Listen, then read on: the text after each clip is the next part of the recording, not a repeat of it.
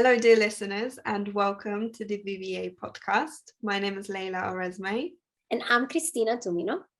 And today's episode is episode number 9, and it is about solitude, the key to connection. Yes, so solitude. If we look at the word and the term, it actually comes from Latin, that means solus, and that is alone. And that is actually a quite interesting word, because I think we can give a different kind of connotation to the word alone. Like, is it a good thing to be alone? Is it a bad thing? And I think there's actually a difference, isn't there? There's a difference between being lonely and actual solitude, because I would say that most people may not really get enough alone time, because they're always at work, around their colleagues, with their family, always around their friends, and or even children, right? When they have a family and they're always around children, they struggle to get that alone time to just be with themselves. So I think it is quite important to have some solitude. And we are always surrounded by so many people, and some people are aware that they don't get enough alone time because they crave it. I know people that constantly talk about, I just want to be by myself. I just want to recharge and just not see anyone. And they're very aware of that urge for solitude. But there are some people that almost become addicted to being around someone constantly, where it kind of, when they are actually alone, they feel lonely. Yeah, because I think it's like there is a kind of fear of being alone. And it's true, like I know parents that they, as you were saying, they struggle to, even like I know people that say like, oh, I want to be with my partner. I want to have a bit of like, I love, of course, being with my partner and do everything with my partner or husband or whatever. And then when you actually think, oh, suggest why not going and doing something on your own, although some can be like, oh, that sounds like nice and interesting, but then nobody really, like, not nobody, but many of these people don't really do it. And I think it's because there's a kind of fear, like even with children, like you have children and everything, and you really need, as you were saying, you crave that time to go and do something for yourself, like whatever it is. It can be just to rest or to do something exciting or to recharge yourself, whatever it is. But then they actually, when you show them that you can actually do it, or they can see they actually can do it, then at the end they don't do it. They don't take that time. They say no. They start to find excuses like, oh no, but I need to do this for my children, I need to do this. And I think it's because it grows this feeling of fear of being on your own, like, and it can become really toxic as well. For example, I know people who are in relationships and one person is just completely attached to the other, where they get super paranoid whenever they want to just spend some time with their friends. And that's really unhealthy. I think regardless of whether you're in like a romantic relationship or even with friends, you need time apart to just be by yourself and just put your thoughts together and in order. And some people don't understand that, and because they can't imagine being happy just being by themselves, they think everyone else is like that. So they create stories in their heads that if that person is away from me, they must be like cheating or doing something crazy, or they don't like me, they must be like just talking about me behind their back. And it can be like really, really toxic when we aren't able to just be content by ourselves.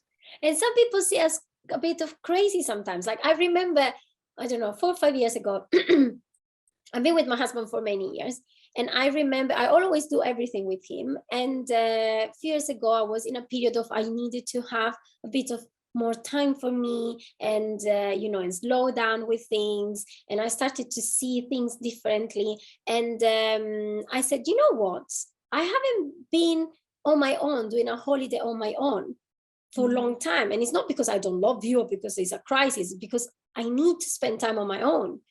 And I decided to go and have a holiday on my own, like away on my own means away from even social media and everything, like phone and everything. So I said, I want to spend time on my own and see what happens. And what I have realized, I went for 2 weeks to Madeira.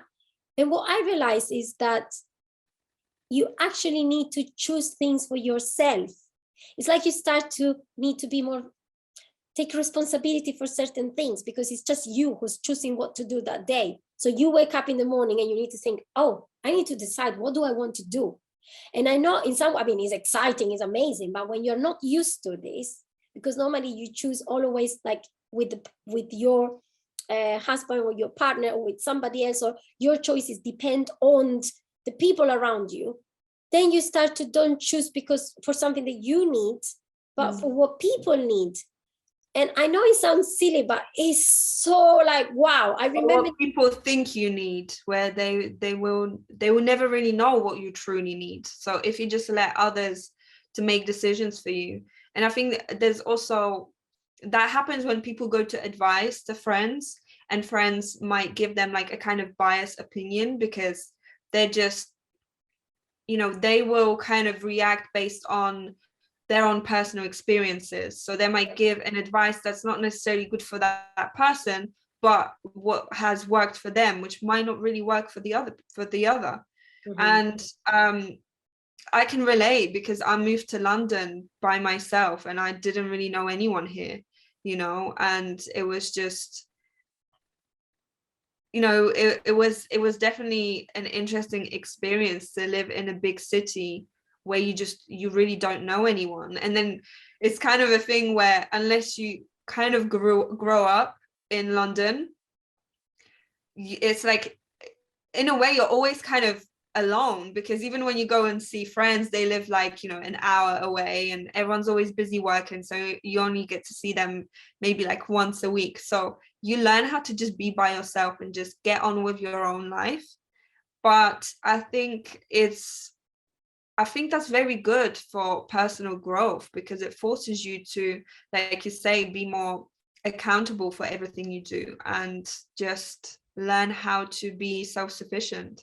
It's like you need to get trained. So when you are used to with a family or a husband or even just friends, it doesn't have to be like, it can be young, and you're used to do what other people tell, or your choices depend on other people, or you're just always constantly going out with friends and partying and doing things. I'm not saying it's wrong, but what I'm saying is that it's like you lose that kind of training to be to learn to listen and to be connected more to yourself. So if you don't know how to do this, then you start to fear this kind of thing, because you start to react the other way. You're like, oh my God. Because you grow dependent on the others to make decisions. And it becomes like an unknown territory. Like it's not comfortable anymore, because you're not used to. And when you're not used to, of course, you just try to escape. You just try to avoid it. You try to not do that anymore. And instead, that is very important. Like solitude in terms of alone time, like time with, like being alone, I think is so important. And in some way, what we experience with these lockdowns and stuff everywhere in the world is like kind of forcing us to have some time on our own in some way. And it's interesting, isn't it? Because I feel like people who had a kind of good relationship with themselves and a good connection with themselves, they really flourished during the lockdown, because they found things to do. They found the time to do the things that they've always wanted to do, and they just never really had it. But on the other hand, there was also those that were so reliant on everybody else and the kind of social life they had, and they never learned how to be on their own. So they, you know, the whole world just crushed, and a lot of people struggled.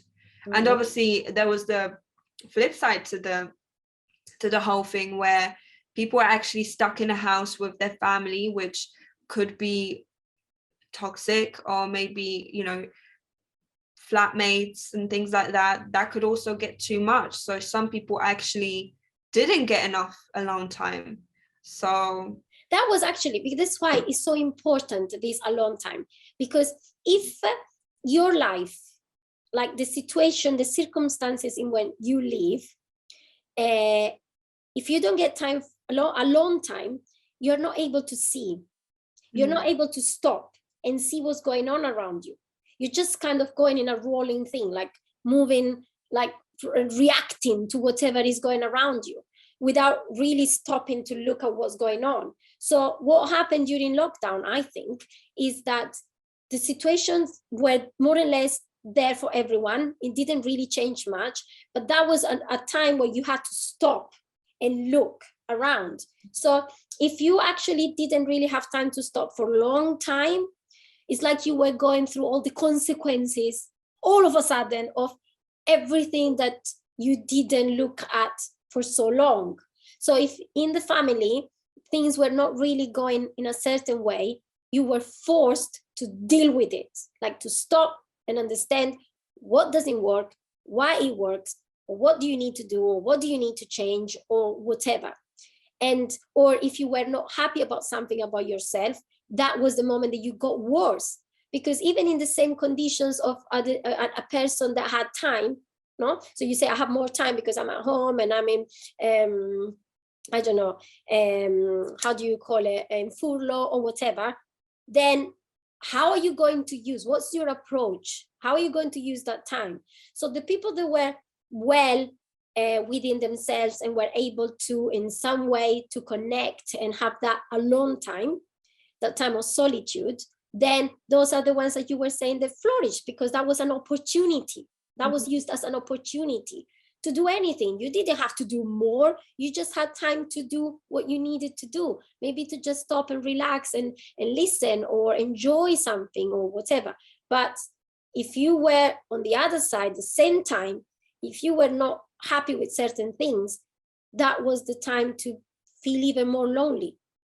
And maybe connect, rather than connect more with yourself, create these fake connections with social media and all this. That's what was pushed on us, wasn't there? Everyone was talking about, you know, it's a new way to connect, and it was all this FaceTime and Instagram, and we already know how toxic social media can be. And during this time, it was forced on us because it seemed like it was the only way to communicate with the people we love and our friends and family, etc.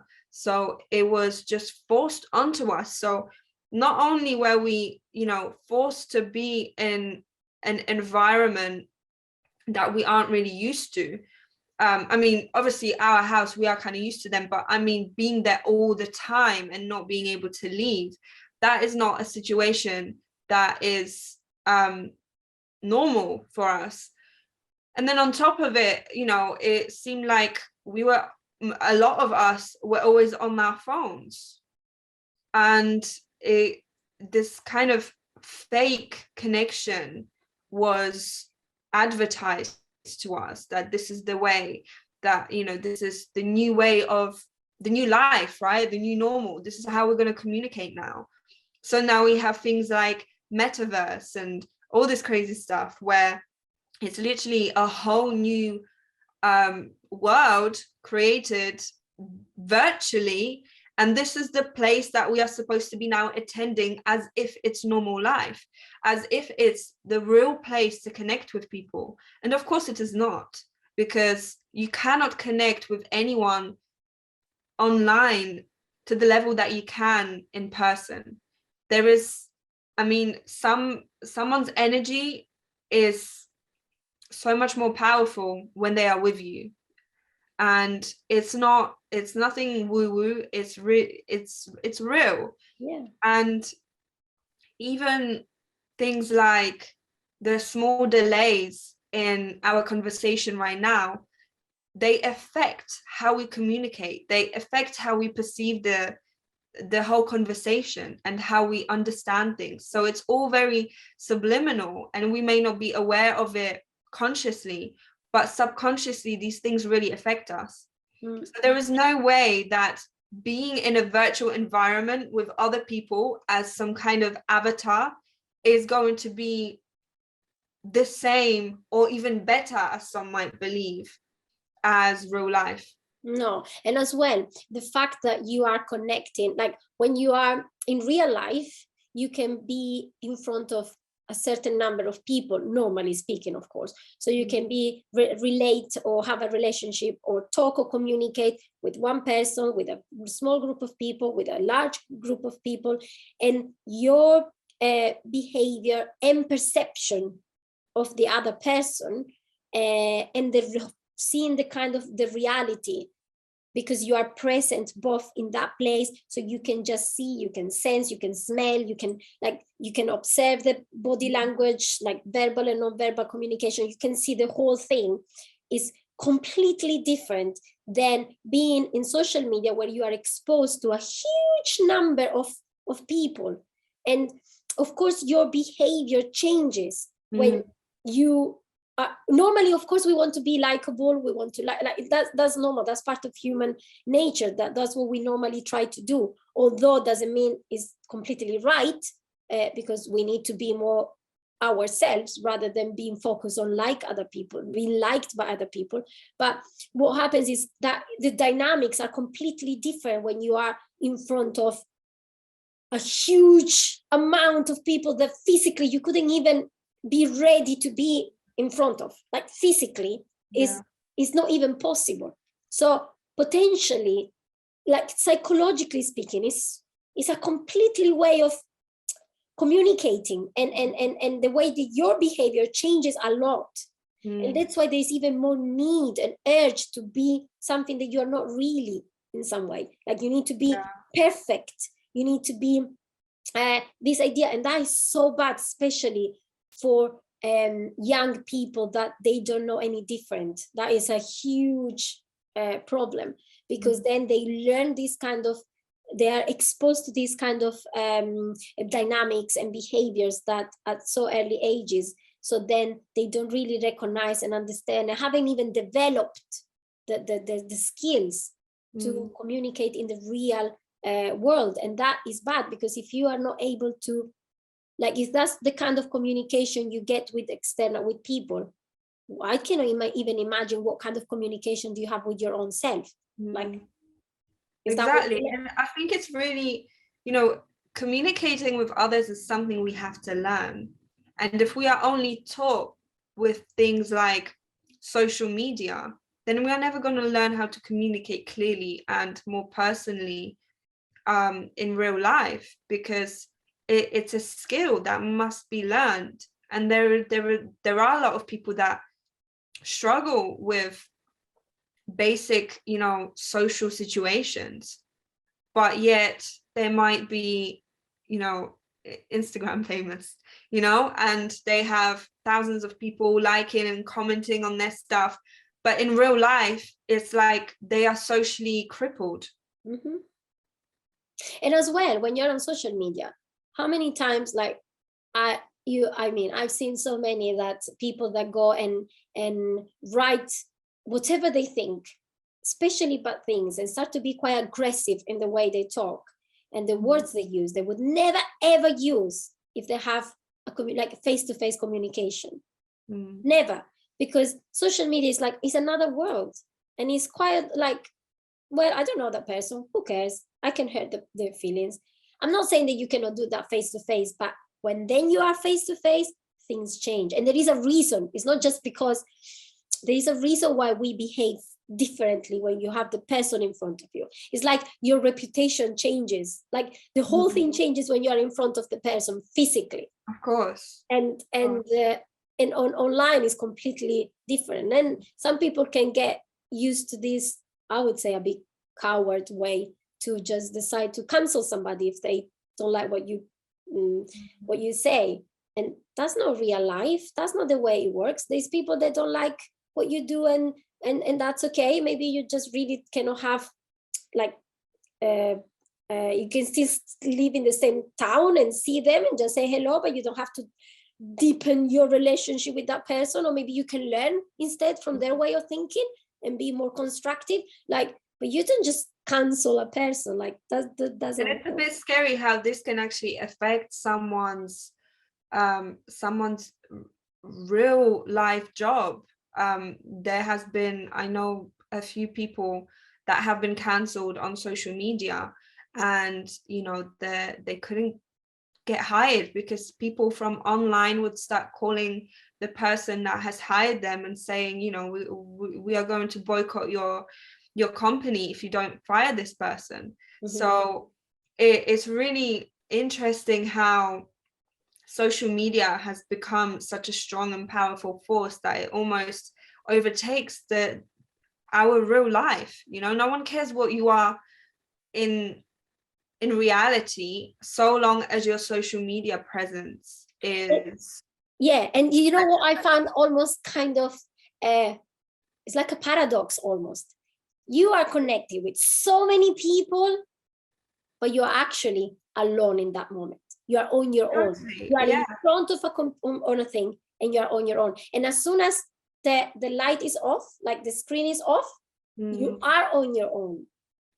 And this is why people are always on their phones, always scrolling, always checking for likes, because they are so afraid of that moment of turning off the phone, to the point where they can't even imagine coming off Instagram for a few days.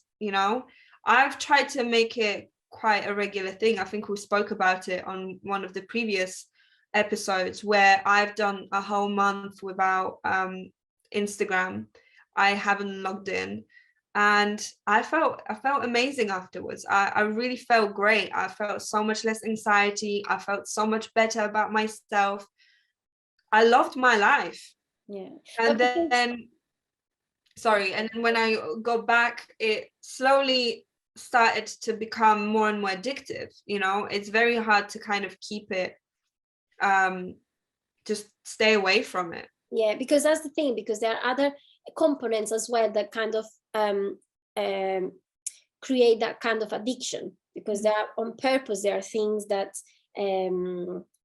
strategies behind that make us addicted to social media, of course, so they can make money, and companies can make money on us and everything. And as well, there's a lot of information, like in some way there's a lot of manipulation in some way, because it's like they know what we like, and of course everything, all algorithms and all this stuff work around that. So then we are happy to be there, and we're exposed to what they want us to be exposed to, while we're doing things that in some way we like, and have this kind of addiction because we're posting something and then people are liking it and we like it, and etc. So it's like the whole thing in reality is of course there can be good opportunities, and you can create some kind of relationship. I'm not saying not, but if you consider the majority of the things and how this is using us, is actually a very fake connection, and it makes us be more and more distant from and scared of being on our own. Yeah, we cannot, even physically speaking, because the kind of hormones that we start to release don't allow us. It's like the same when you're taking a drug or too much sugar and stuff. Physically, you really struggle to stop that kind of thing. So physically, you really struggle to be able to spend some time with yourself and be alone in solitude. And it's so important to mention just the importance of time by yourself and introspection. There is actually, a psychological need that we have to spend time alone. Of course, we do have a need to connect with others and spend time with other people, but that doesn't mean that the time alone is any less important, because we need to be able to organize our thoughts and figure out what's actually going on in our heads. When we constantly have the outside stimuli from whether it's social media or even friends constantly telling us their opinions and how they think, we are completely unable to just plug out and think about, what do we believe? What is my opinion on things? What do I want to do? What do I think is right? And when we have that time alone, that's when we can actually think about those things. We can become who we are rather than just soaking up influence from others. And then we become like clones, like drones of people who don't really know their sense of self, because everything they know they just take from social media, from, or from the music they listen to, or from movies they watch, and this is who they become. But that's not who they are themselves. So as a result, they're not able to make real connections with people because they're not being themselves around them. Yeah, it's like, I don't know, I see it this way, like if it's like a room or a house that when you are born, of course, your house, and you're starting to build in it with little things like the information that you start to acquire, and then you start to say, oh, here I can put a table, this can become my dining room, this can become the bedroom, and you start to put stuff, because like, when we are born, we're actually alone. We spend time just with ourselves and trying to understand how things work around us. And the more then we learn how to communicate, is an interaction between our alone thing and our own essence and whatever is around us, and trying to understand, oh, this is information I can get, oh, this is I can get, oh, beautiful, the feeling of love, perfect, like, and I can nurture this. So it's like this exchange of things. And then you start to put more things in the house, and then at some point you start to put too much stuff in the house, and then you start to build up, like these very busy rooms that sometimes they do on TVs, like these are chaos, you cannot even walk in because it's full of trash and clothes and stuff, and you don't even know how to move. So would you like to actually open the door of the house and see what is in there? You wouldn't. You would be scared. You would be like, I'm going to run away from here. That's why they're scared. So when there's too much, you don't even know what you have in your house. You don't even know what rooms you have or what beautiful furniture you have. How can you see it if it's full of stuff? And the thing is, the more we don't do that, and the more we add stuff, the less we will see. And that's why we start to be these drones that you were talking about. Because, I mean, I'm not going even to open the window or the door. That will not look nice at all. So better be something else or somebody else, or pretend that doesn't exist. I don't have a house anymore. So it's so important to, as you were saying, doing introspection and go and open that door. It's very uncomfortable, especially if you're not used to, but you need to open the door and put order. Because if you actually, Jordan Peterson says something about clean your room. I was more thinking about Montessori in this case. I didn't think of Peterson, because Maria Montessori says that we build intelligence by through order. So the more we order things in our heads, the more we can link things and build intelligence. So that's why I was thinking order, like in that sense. But Jordan Peterson as well talk about this in one of his books. And it's so important, because then when you start to have order, you can start to put, oh, this is trash, this is a good tool, I'm going to put it here, this is the bedroom, I'm going to change it a bit and make it beautiful, I'm going to put some flowers, or when you start to put order, then you start to see what you really need, what you need to do, who you are. You can actually learn how to spend time in your inner world, because it's a whole new world.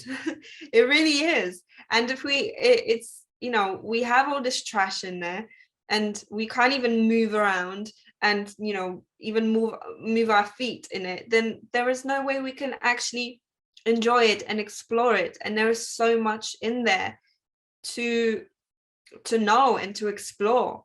It's actually real as the real one. Exactly. In another way, but it's real. Exactly. And the reason why solitude is important is because whenever we are around other people, we don't get the chance to connect to our inner world. We don't get the chance to take part in that other 50% of our life. And that includes, our spiritual practices and things like that, yes, we can take part in them with other people, but they are more kind of ritualized external practices, spiritual practices. But the real ones that are the most important happen by ourselves in solitude, when we actually pray and actually try to get guidance and really connect with our soul. And we need to spend time in silence. And I don't mean just silence as in, you know,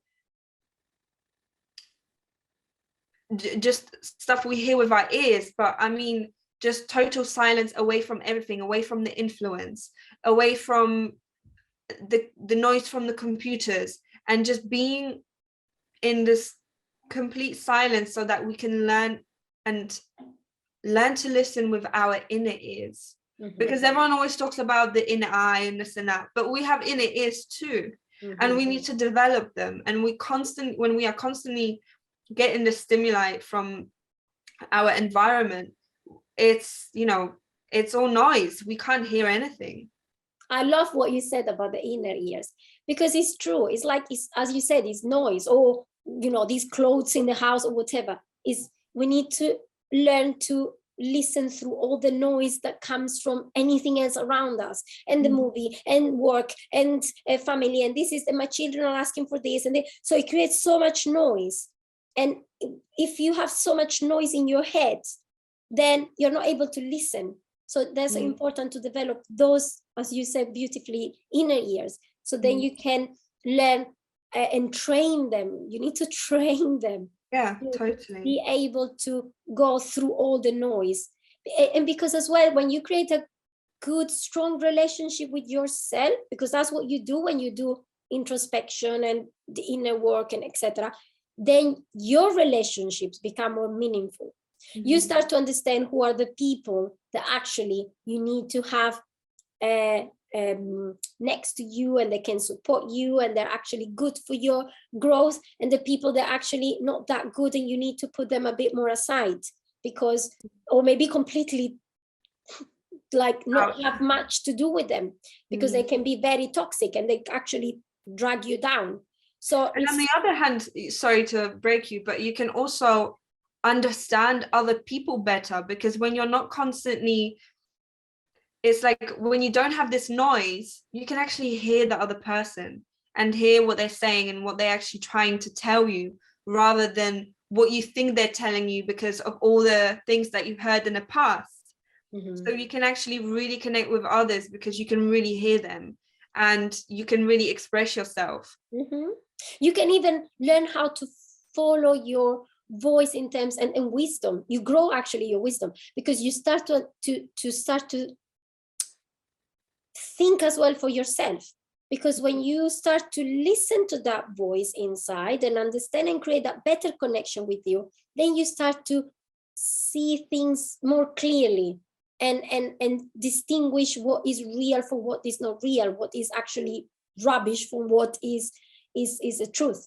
And that's why, you know, when they have these monks that spend all their life in you know, praying in solitude, meditation and stuff, and they become very wise. I'm not saying all of them, but many can become very wise. It's because they learn to build that relationship with themselves, and you can do this in solitude. So in that case, solitude is, and spending a long time is a very good thing. And I think it's very far from feeling lonely, because you actually feel connected with something bigger, and that's the opposite of feeling lonely. I think our relationship to ourselves when we are in solitude actually represents the relationship we have to God, because if we are not able to connect and we feel lonely and we freak out when the minute we're by ourselves, it represents that we are disconnected from God, and we are disconnected from the higher realm that all humans should connect to, because that is the true way to actually feel fulfilled and happy, and be wise and get guidance and know what to do in your life. And I think another important point just to quickly mention is that it's not enough to just be in silence all the time and alone all of the time.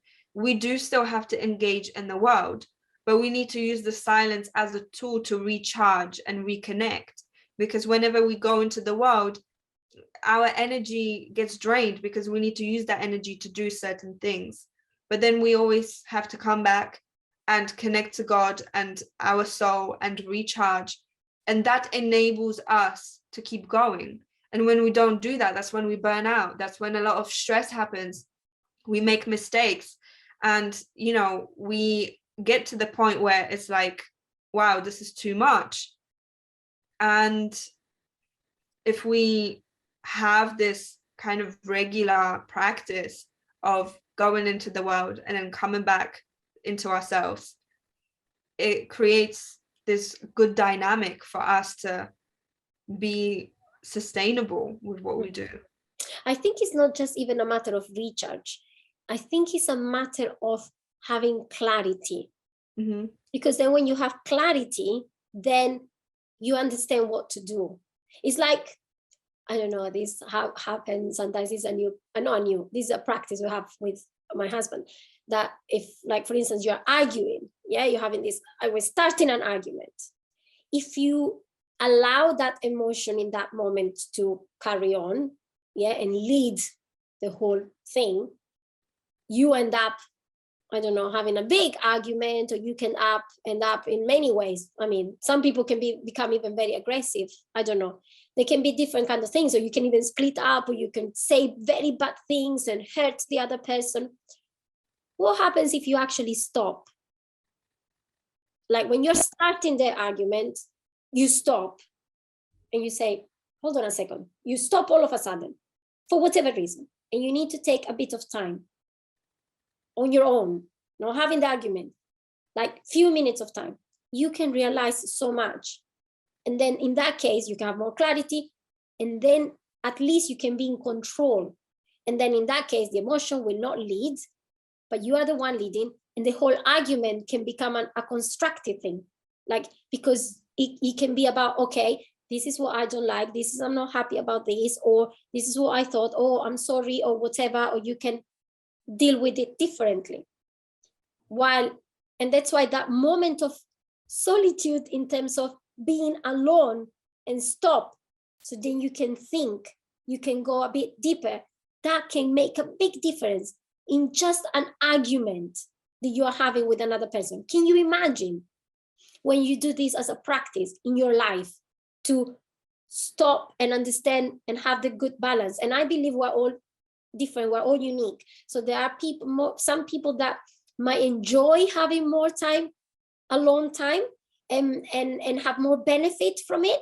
And there might have people that have, and they are more like sociable, and they enjoy as well, like they need to have that part of connection and stuff. But still, everybody needs to have that time to be alone with themselves and connect with their own selves, with their own soul, and therefore connect with the source, with God, and have that wisdom that is needed, that clarity that is needed, and sometimes even that need to understand if you have to recharge, or if you have to change this, or if you are the one making the mistake, or you are the one doing something wrong that you need to address, because that's what happens most of the time, rather than be the other person doing something wrong, and seeing truth and see clarity. Beautifully said. Yeah, I totally agree. Yeah. I totally agree. So yeah, shall we do a conclusion? Yes.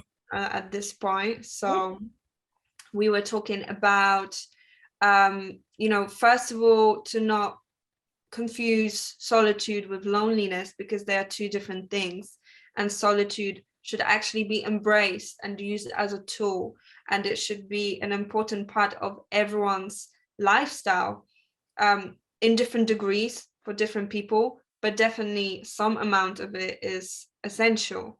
It's like a nutrient, it's like a vitamin that we all need. So, and in some way, loneliness is the consequence of not having solitude and having some time on your own. Because when you are not used and trained to have time on your own and listen and etc., then you get that feeling of loneliness. And that can be that is a very dark force that can drag you very deep down and get even more disconnected.